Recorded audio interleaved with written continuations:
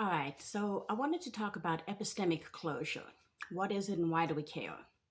Now, I'm about to say a whole bunch of really big words here, and I'm probably going to mispronounce all of them, so please bear with me. So, epistemology is the branch of philosophy that deals with the theory of knowledge itself, studying like its nature, sources, limits. It questions what knowledge is, how knowledge is acquired, and by what means we can know that something is true versus merely believing it. So, in philosophy, epistemic closure is a principle of philosophy that states if you know a proposition, P, we'll call it, and you know that P, that proposition, implies Q, another proposition, then you can reasonably state that you know Q. So, the classic example that's often used is if you know that it's raining outside, that's your initial proposition P, and you know that the ground gets wet when it rains, that's the secondary proposition Q, then because you know P to be correct, you can also assume Q to be correct. So you can reasonably state that you know that the ground outside is wet. Now, this is something often used by skeptics in their deconstruction of other people's logic, because you are, even though in that simple example that is correct, you are basing one assumption on another without any additional evidence. So there are times when that can get very, very foggy. Now, in sociology, epistemic closure in cultural systems refers to the way that groups maintain and reinforce beliefs by dismissing contrary evidence while accepting information that supports their existing views. Now, this results from a need for cognitive closure and a desire for consensus. This is the result of the combination of the epistemic philosophical principle with the psychological need for closure.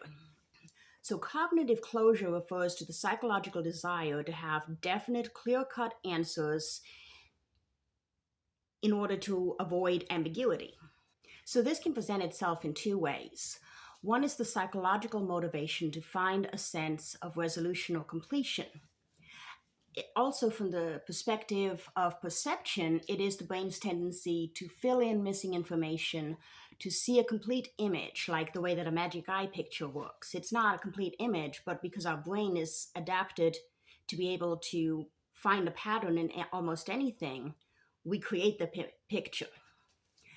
So the need for cognitive closure is a fundamental human drive that helps us predict the world and make decisions, but it can sometimes lead to accepting conclusions that are not fully supported.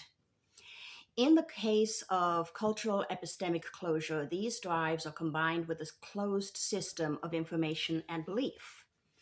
A culture or group will become insular, dismissing any external evidence as unreliable, fake news, while accepting internal evidence uncritically. Dear leader said so. This can lead to a group holding beliefs that are demonstrably false. So, a prime example of this is political and media bubbles, in which a political group may distrust all mainstream media and only consume news from sources within its own network, leading to a closed information environment. Now, some cultures also have a strong tendency towards conformity, which can be amplified in individuals with a high need for closure, and this can lead to a greater degree of epistemic closure within these cultural groups.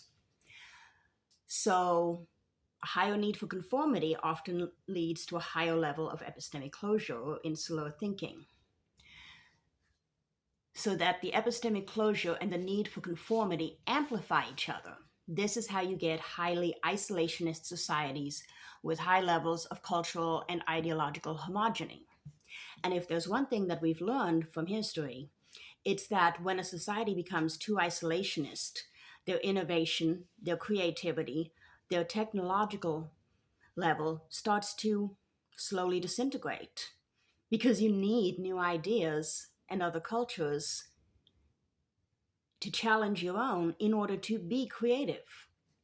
If we want for America to stay at the front economically, be a leader in technology, and so forth, then we need to get out of our fucking little bubbles.